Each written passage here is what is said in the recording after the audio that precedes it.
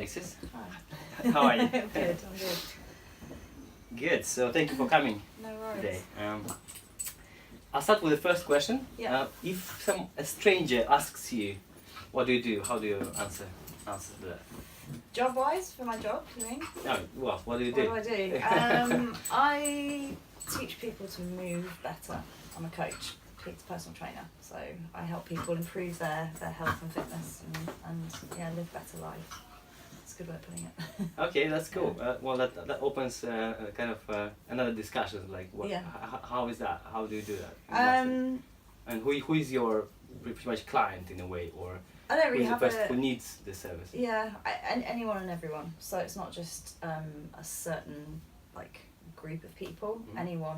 Anyone can do it. It's just people come to me because they want to get fitter, they want to live longer, they want to move better, they want a little bit of a change in their life, anything like that. So yeah, I'll coach people who've never done any training whatsoever, up to people who've been training all their lives, and yeah, I just improve their state of being, really.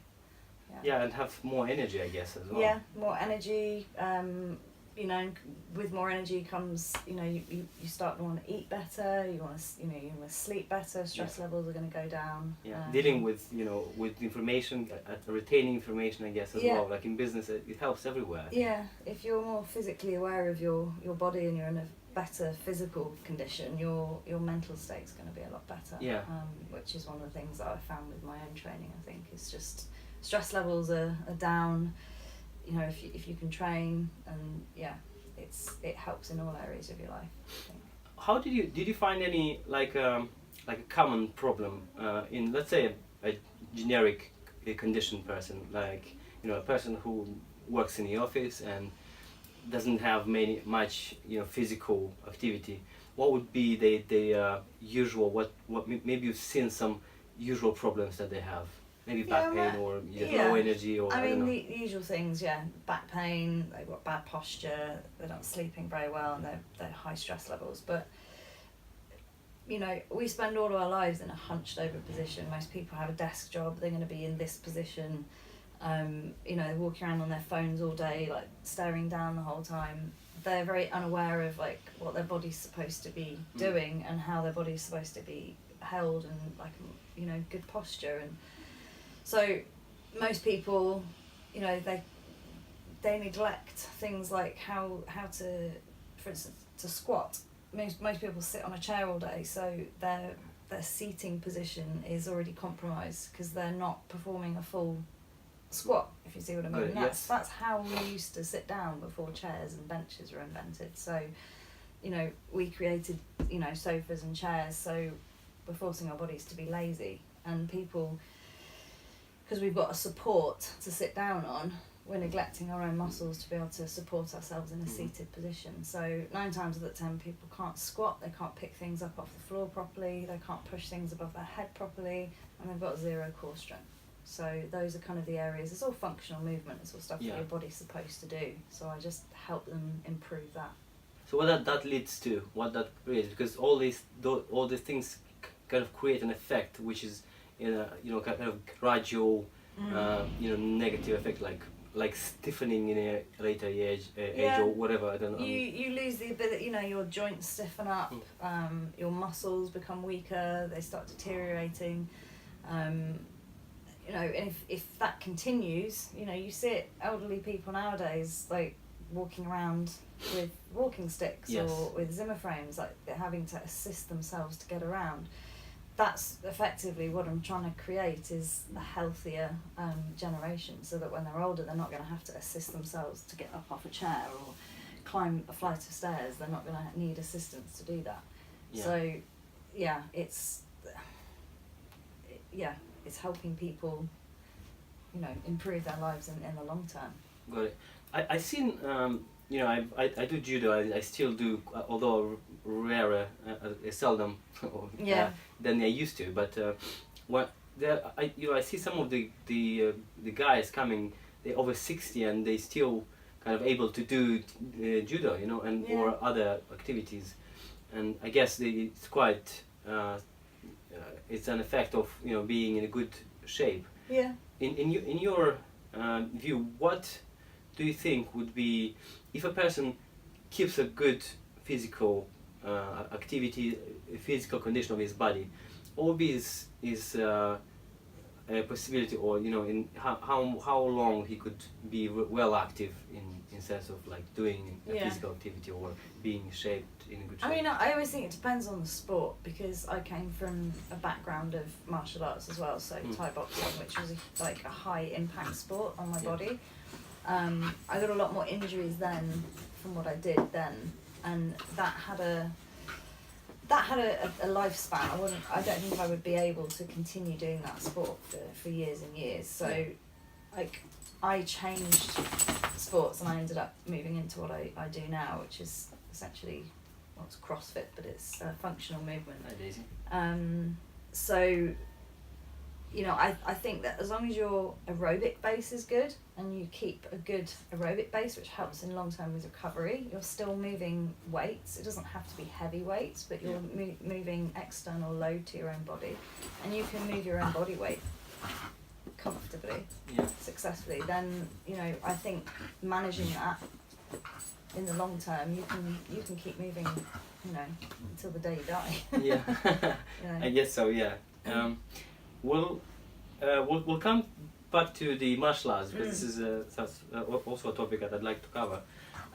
Tell me about a bit about your how you were brought up. Maybe about your parents. A bit about your background in that. So I live in London currently. I've been here for about 20 years. Before that, I was living in Ireland. Just for about 2 or 3 years I studied over there. Prior to that, I grew up in the Midlands in Warwickshire, which is where my parents were when they were married. We lived in Warwickshire, but I was actually born up in Yorkshire, in North Yorkshire, in Doncaster. So my dad was a radio journalist, so he used to travel around a lot in the north of England for his job. He eventually settled in the Midlands, which is where I went to school, grew up. My parents divorced when I was about 15.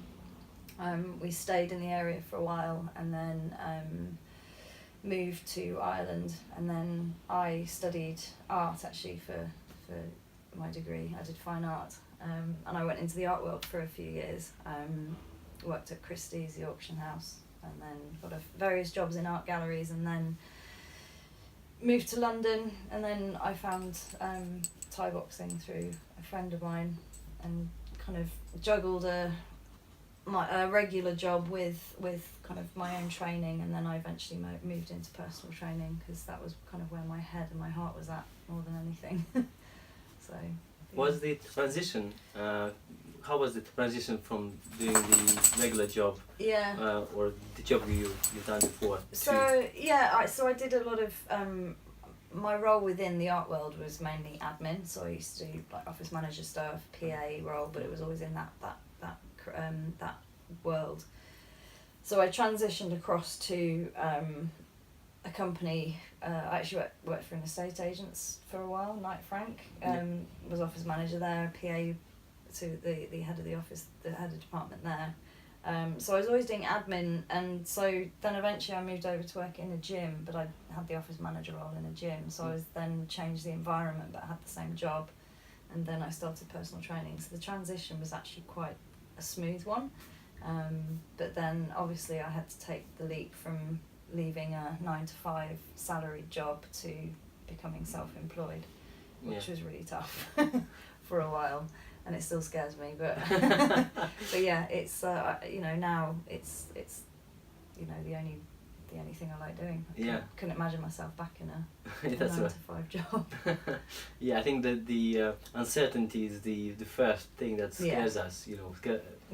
And to change from the stable work 9-to-5, to freelancer, or call it self-employed. How do you define success? What does success mean to you? Success to me the way I define it is having, call it a dream or an ambition, and seeing that through into a reality. Do you have one? I have I have one now. I did have one before, which was to become a personal trainer, and then I wanted to become a world champion, and then I wanted to change jobs into leave Thai boxing behind, and now I want to go to the CrossFit Games. So that's my next ambition. Good luck. Yeah. So you it's like just getting to your ambition and then achieving it, and Yeah, there's a particular- quote, a cliche saying, was it dream, believe, achieve. yeah. It's kind of one of my cheesy mottos, but yeah, you dream it, you think of it first, Yeah. you believe in it, because if you don't believe in it, it's not going to happen, and then eventually you achieve it. And at the time I do believe I can do it, but then sometimes I think, have I set my goals too high? How am I going to ever do this? And then about 2 years later, I'm sat there going, oh, I've done it. That's cool. So yeah, Yeah. you've just got to put a lot of faith in yourself and surround yourself with people who are going to support you. I totally agree with that.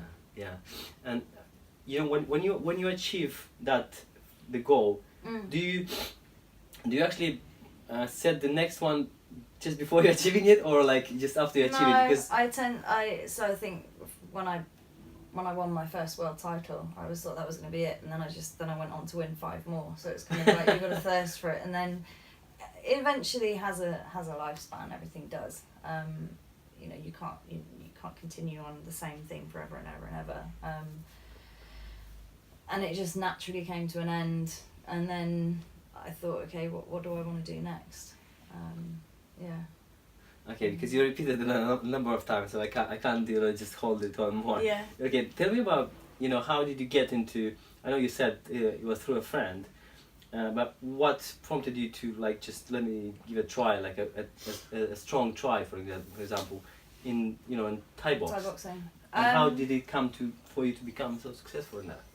Yeah, so it was a flatmate of mine. So I've always been good at sports. I've always enjoyed physical activity, but and I used to do a lot of long distance running, and I never enjoyed going to the gym just on my own and just training. So a friend of mine said, why don't you try a martial arts class? So I went along. It was actually a boxing class that I did first, and then I tried kickboxing. And then it was going from once a week to 3 times a week to every day of the week. Then the coach that I had originally, the trainer of the boxing class, she was actually a boxer, a fighter herself, and she was one of the first sort of successful female British boxers. Her name was Cathy Brown. I went to see her fight. She had a boxing match, and I went to see her fight. I think it was in Crystal Palace, and I just remember watching it and going, wow, she's so strong. I want to do that.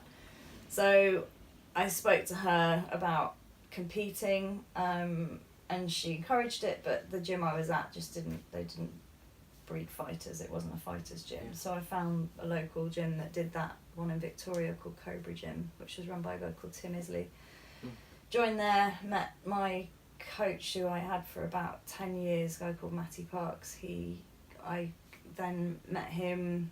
He started training me for fights, and then it kind of went from there. I just got hooked. But I don't know what got me into that particular sport. I was thinking about this yesterday actually, because I was trying to, why people always ask me, why do you like to fight? Why do you like to punch people and hit people? Why do you hurt people? You don't see exactly why do you hurt people. But it's not about hurting someone. It's not about causing physical harm to someone. Yeah. It's if you actually look at the sport of Thai boxing and how far back it goes, the history of it and the Thais. If you go to Thailand and see Thais fight, they're very, very calm. Culture. Yeah, it's a culture, it's a way of life, but it's a very, very skilled sport. Boxing is a very methodical sport. It's a thinker's sport. People don't think it is, but you do have to think a lot about, predicting what your opponent's going to do. How can you counter what they're doing? It's I'm sure you know from judo. Yeah. It's you have to have a certain amount of aggression, but I think us as humans do have that. It's how you respond to that, and how you if we all have it in us. It's just whether you can react on that and use it. Some people can't, some people can. It's some people can sit behind a computer screen all day and work out the stock market. I could never do anything like that. I'm not good with numbers, but you know, this thing I can do. And it's, you know, I enjoy being strong and pushing my body to its absolute limit and thinking, could I do that? Probably not. Okay, well, I'll try. Okay, I can. You know, and it's pushing those boundaries. Do you know anyone else who achieved like 5 times world champions? Yeah, I do. I mean, the girls I used to train with, you know, I know another, you know, a handful of people who've got, you know, numerous titles. Yeah, okay. And yeah, their stories are different, I guess, but it's, Yeah. I do know other people. Yeah, I guess, you know, they're not as many in the world if you Yeah. collectively, you know, Yeah. they're just bunches Yeah. in places. And what do you think? What helped you through, you know, to achieve that? You know, what kind of quality of yours, or maybe habits of yours that Hard work, I guess. I am a hard worker.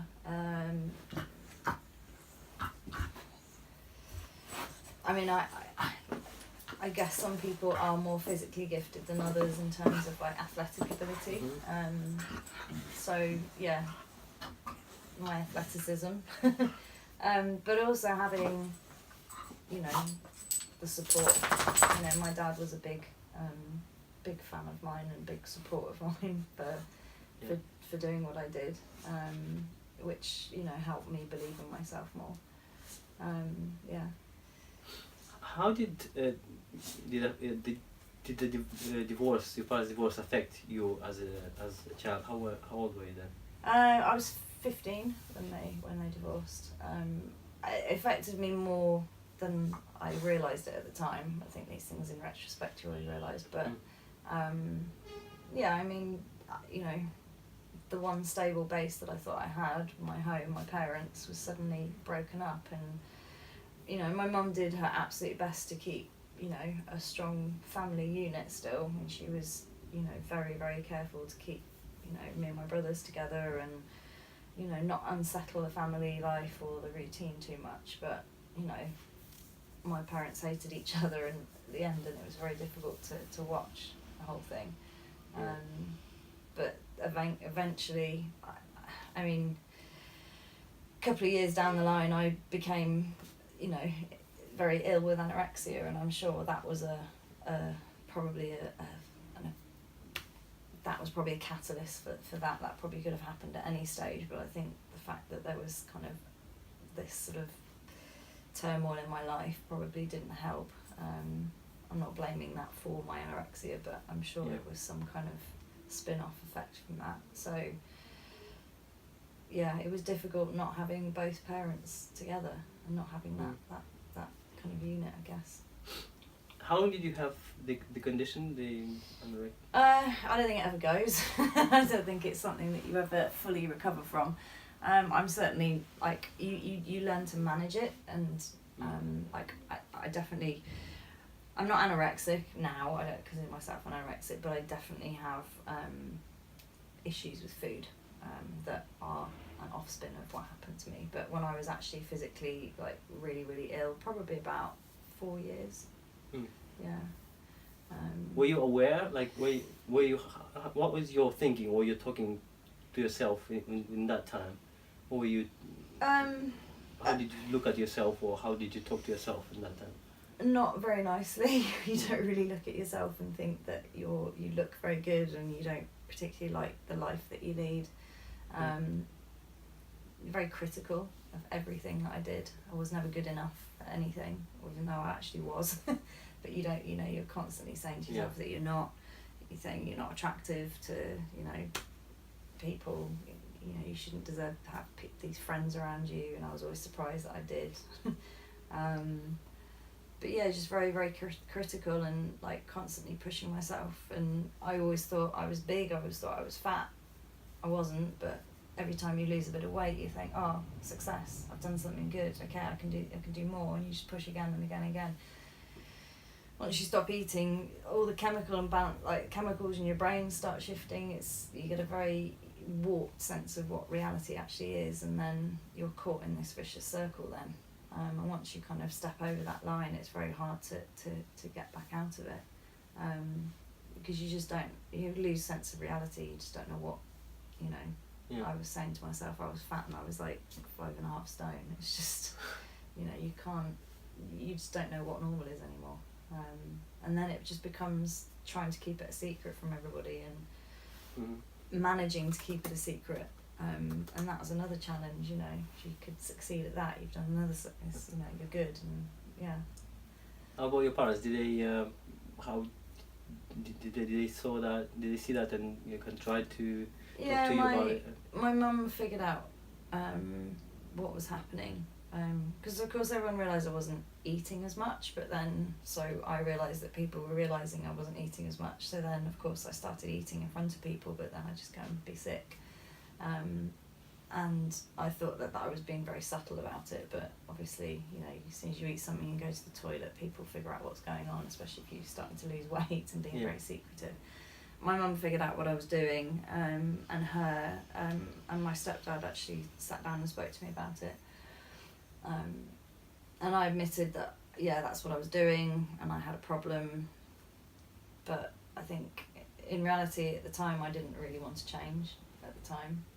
I said I did, but it was more of a kind of, oh, I've got attention now, you know, people are paying attention to me. But they tried to get me to get some help. I started talking to counsellors, but you always think that they're going to solve the problem for you and they're going to come up with a magic solution, and there isn't one. The only solution is yourself. Yourself, yes. And when you realise that, that's the only time you can start getting better. Yeah. So when did you start, and what prompted you to start working on that? I'd lost so much weight. I was ridiculously thin. People were starting to realise that were just like physically stopping themselves, and like I could see like physical like reactions on people's faces, whereas before they just kind of wouldn't say much, but it was that obvious. My grades at university, I basically wasn't going to pass my final year, so I was going to have to repeat a year.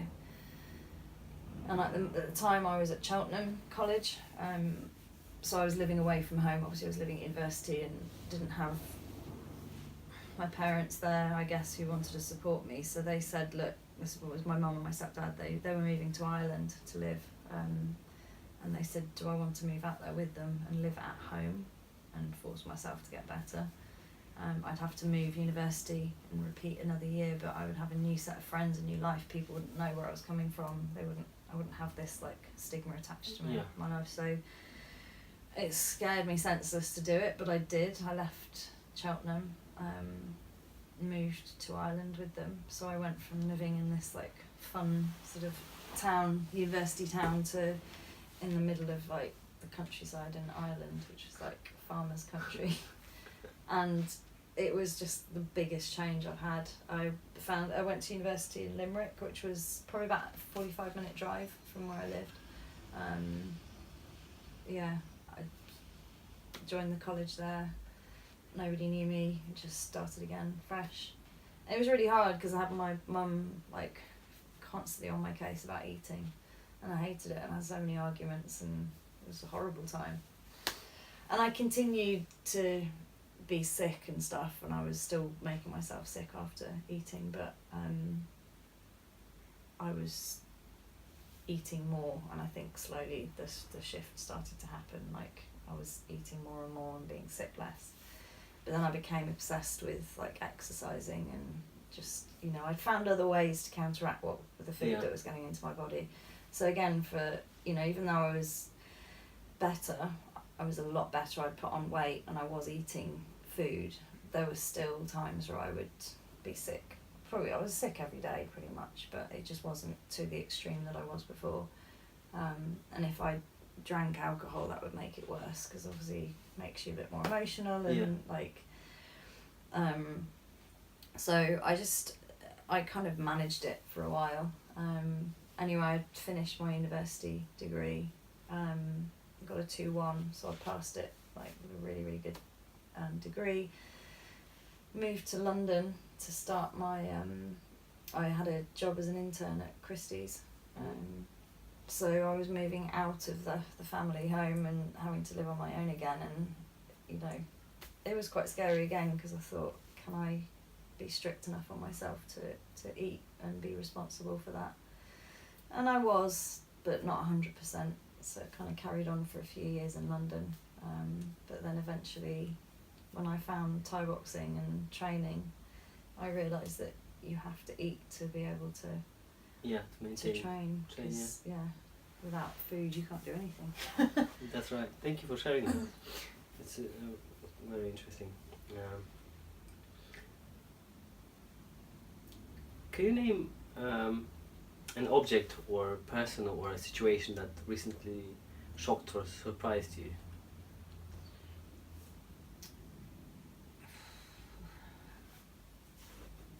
A name or a person? In what, like, in any sense? In any sense, yeah.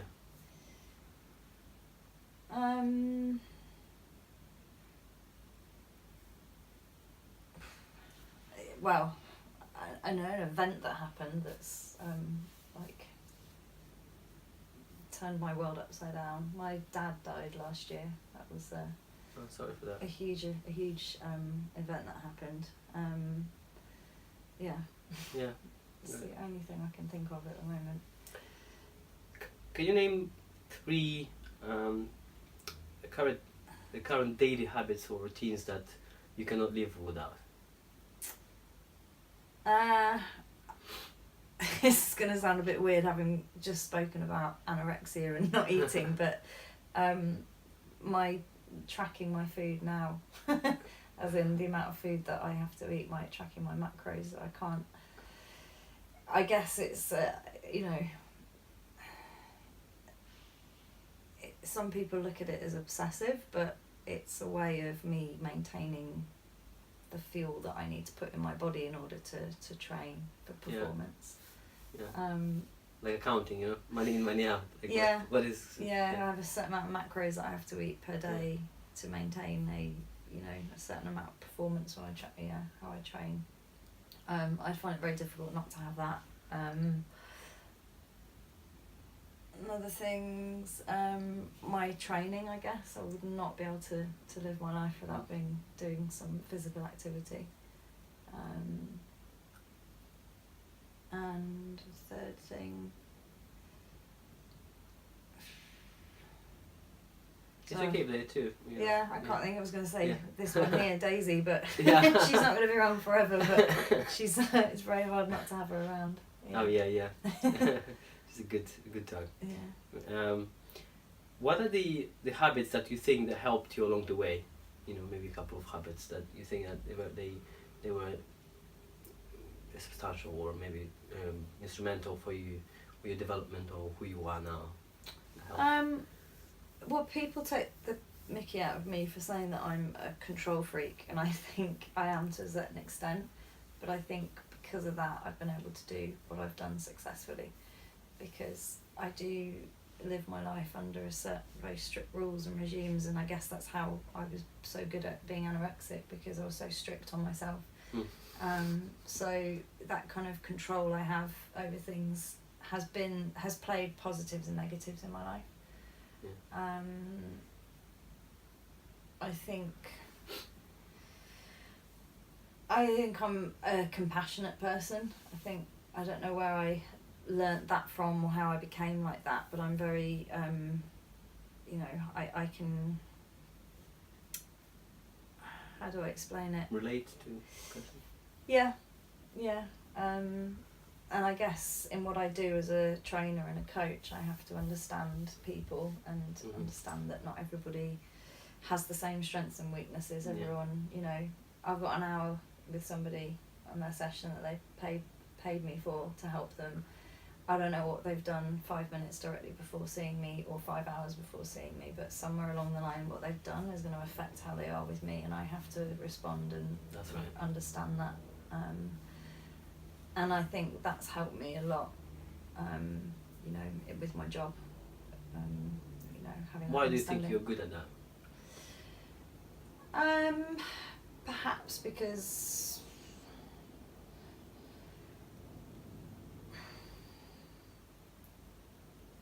I realise that not everybody's going to be the same. Everyone's going to have their own demons. I certainly do, and a lot of people who meet me don't think I have. Yeah. So I guess I have an understanding that, you know, everyone I meet is going to have something else that's going to have affected them. And it goes back to, you know, it's not just about what your body can physically do. If you're not mentally strong, it's amazing what the power of your brain and your mind and your emotions has on your physical abilities. You know, my other motto, but the one I always live by is that if the mind is strong, the physical possibilities are endless. You can make your body do whatever your body will physically be able to do whatever you train it to do, but it can only be trained that way if you've got a strong mind. Yes. And I kind of have that understanding, I guess, of myself, so I can relate that to other people. Yeah, I think it's a big part of you analysing yourself and you kind of working on yourself, understanding yourself. Yeah. That helps to you understand other people. You're like, you know, you can only make other people happy if you are happy yourself. Yeah. So pretty much working the same way. I had before kind of similar feelings when I was working on my diction, you know, on my talking. I was stuttering really as a child, and I kind of worked on that by myself. You know, I kind of analyzing why I do that and how I do that. You know, what's happening? Why do I actually stutter so much at this particular letters and not the others, or why this letter at the beginning and not in the middle? So I was analyzing that. And, you know, I think the process of analyzing yourself helps you, you know, understand other people more. You know, I guess. Definitely. Yeah. And I think that's pretty much what you explained as well. Yeah. That's very strong. What would you advise someone you know, that's working towards his dream, that, you know, that will help you, some tips that will help a person to getting to what he wants to achieve?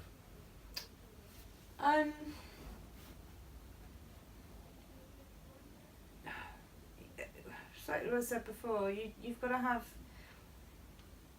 belief in your dream. You don't ever give up on it, because if you do, there's always going to be people criticising you. Always, there's always going to be someone who says you can't do it. And I mean, I can be very stubborn, but you have to be. Like, you have to be stubborn. It's like, this is what I want and I will do it. As long as you're not hurting anyone, but you know, you have to listen to what's inside. Because at the end of the day, it is going to be just you. You know, people can help you, but then ultimately it's you who has this dream. It's your life. You do what you want to do with it. Find people who will support you. Because when you do have self-doubt and you're not, you know, worries or whatever, you've got someone who will be able to just give you that little push. Mentoring. Exactly. Yeah. Coaches, mentors. Yeah. And have some kind of idea of time scale of it as well, I guess. You know, I'd want to do this by that time. Yeah, give it a time frame, you know. Yeah. What is do you have a dream, like what's your craziest dream that you would like to be materialized, to happen?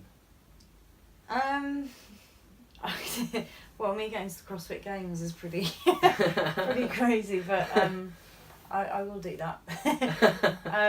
Beyond that,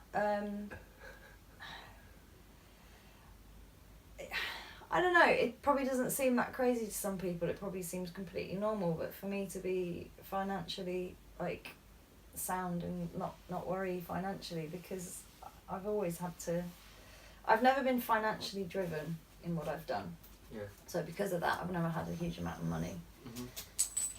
But it worries me, because I think as I get older, you are going to need, you can't live without money. You just can't in this world. And my dream is that I will be able to use what I have done with my career and helping people to be able to use that successfully enough to be able to make a living and like live my life like well off it. I just want to help people, and I think the experiences that I've had, they can't go to waste. I'm not saying I'm like different from anyone else or better than anyone else, but everybody, you know, I learnt from others who's helped me, and I believe that I have a message, or I have some kind of, I have something to give to people, and I'm still trying to figure out how to do that, but that's my ultimate dream. You're on a mission, you know? That's, Yeah. I like that. But I kind of feel like I've got loads of different paths at the moment, and there's this place here, and I haven't worked out the best way to get to it yet.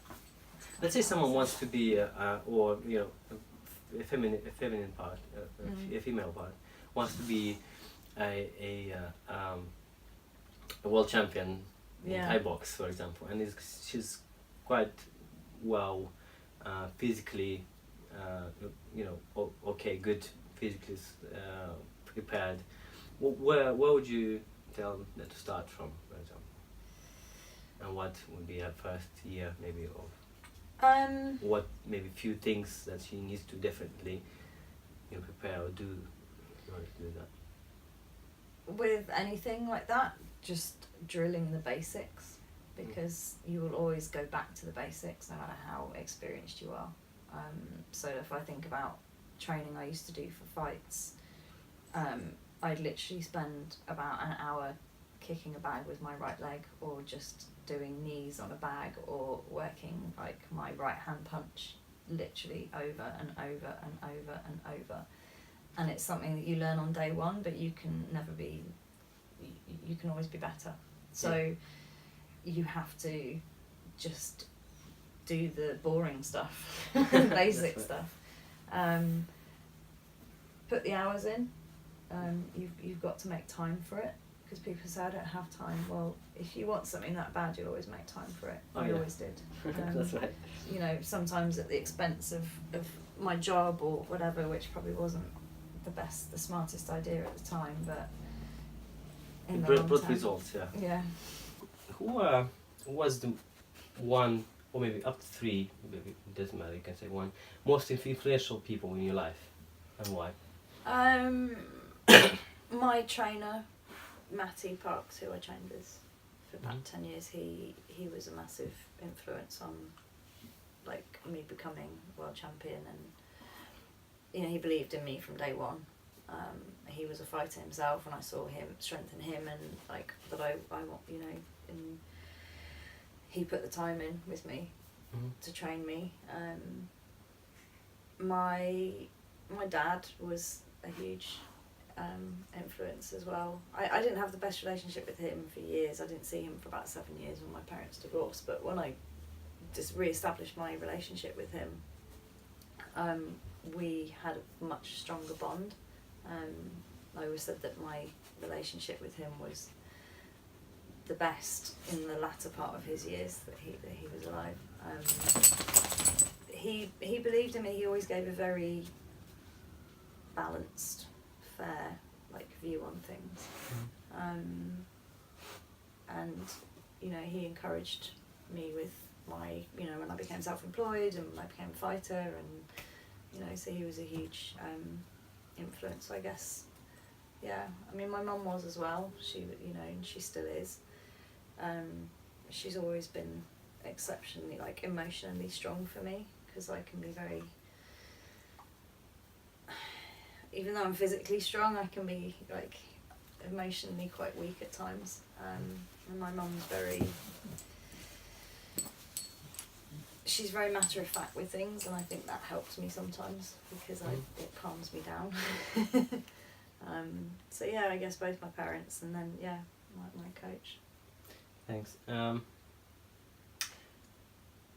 What is your superpower? My superpower.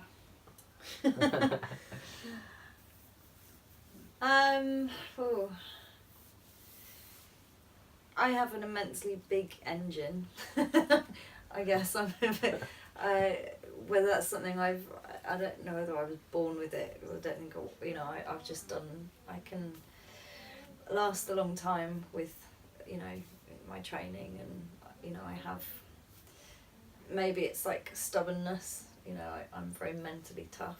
I think that's a big power of mine. So I guess those three things kind of go into one.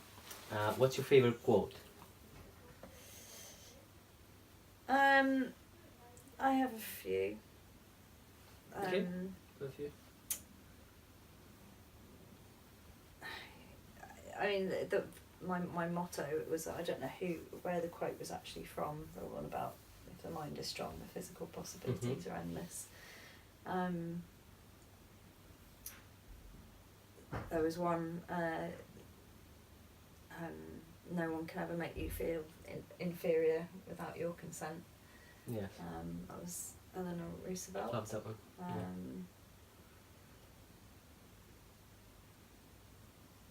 Yeah, there are a few. I think those are the two most powerful ones for me. Who do you consider successful? Sorry? Who do you consider successful? That you can, kind of, you're looking or you're striving towards, or maybe, someone. Public figure or anyone.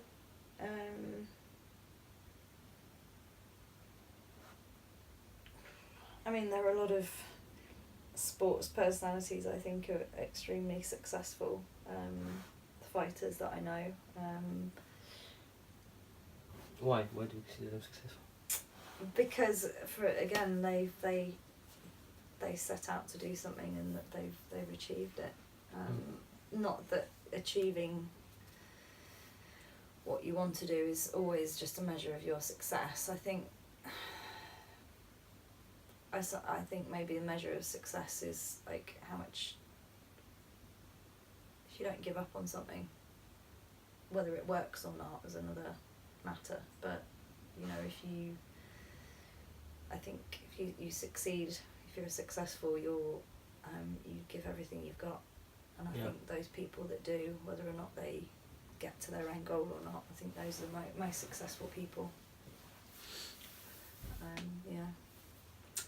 This is I like this.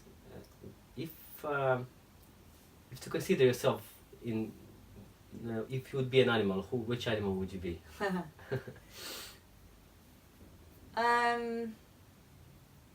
Or if you were an animal, what kind of animal would represent you, or something like that? I'd like to say something like a bull or something like that that's just doesn't stop. Cool. Relentless, strong, but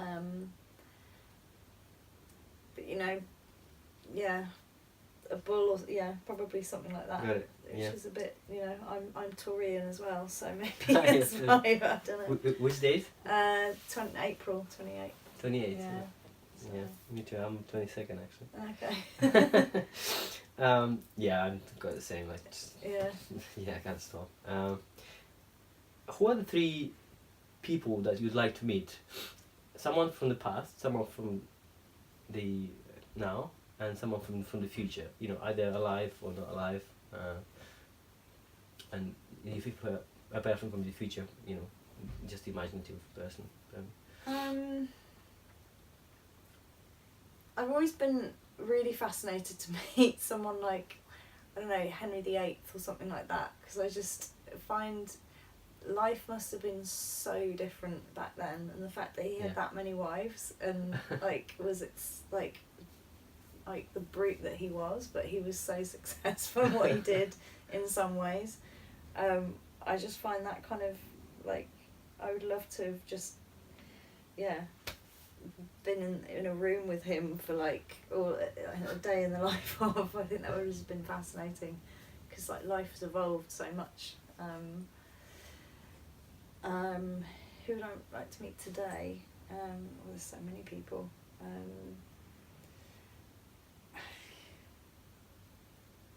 I'm terrible when I have choice. I have to choose because there's so many options. I don't know who to go for. But I guess I'd like to meet like a leader of a country. You know, I think their lives are so different from the life that I lead, and like to have that much power, like you know. The choices you have to make. Yeah, and I mean, priorities. Yeah, I wouldn't say Donald Trump, but you know, like the President of the United States would be a pretty that's a powerful job to have, and kind of to managing your time, yeah. Priorities, you know. Yeah, exactly. Choosing your priorities. Someone in the future. I guess anyone who's going to live 100 years from now, or 500 years from now, just someone, I don't know, how does fighting evolve? What was a fighter going to be like in that time, or just anything, because life evolves so much. It's just fascinating to see. Yeah, now even quicker, isn't it? Yeah. The speed now is just amazing. What would you advise to your 18-year-old self and 22-year-old self, and 28-year-old self? Random numbers. Yes. My 18-year-old self, that was the depth of my anorexia. I'd like to say, eat more, but I guess if I had not been that person, then I wasn't going to be myself now. But probably make a wiser choice, sort of from a financial point of view, maybe. But then you're 18, so you're still quite young. I think it probably would have been something related to my health. Just look after your body a little bit more, because I'm sure there's damage that has been done to my body from how ill I was. What was the other age? 22? 22, yeah. That was when I was in London in my early years. I partied a lot. Probably would have said something like, don't drink as much or don't smoke as much. Because, again, it's health related. 28...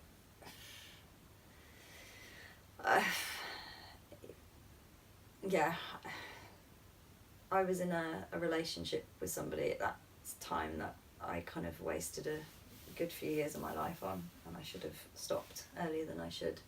I think just listen to yourself a little bit more. I tend to go with my heart a lot more on things, and that's good in some places, but other places you do have to listen to your head a little bit more, and I didn't at the time, and I think I kind of wasted a few years, which I'd never get back. But yeah, so I think, that's right. What's your spiritual practice? I wouldn't really say I have. I'm not. Meditation, prayers, no. No, I'm not. Well, I'm not religious. I don't. I find things like meditating, I don't really have the patience for it. I wish I did, but I've always been a very. I can't sit still and I can't sit still and read a book for very long. Yeah. I think, oh, what am I missing? What else am I doing? And I wish I did have that patience. So yeah, I don't really. I think the only kind of thing I do is listen to audiobooks or podcasts. Yeah, or when I go to sleep, I just have something on in the background or even just a noise or something that just calms me. But yeah. Got it. What would you do in case of an alien invasion? Try and talk to them. What would I do?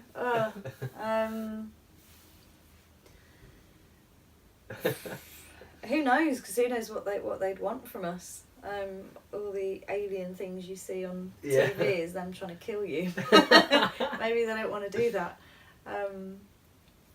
Just, I guess, learn what you can from them, but yeah. Yeah, it's like I like the answers. They all so different. Someone just go there and die first, so they don't do anything bad to myself. Or some just will talk to them. I definitely like to see what they they have to say if they speak. I don't And know. I have a final question for you, Alex. If you had a microphone that, you know, anything you speak there would be translated and everyone on the planet will hear, and you'll be translated in their languages, they'll understand what you talk. But you have 3 seconds only. What would you say?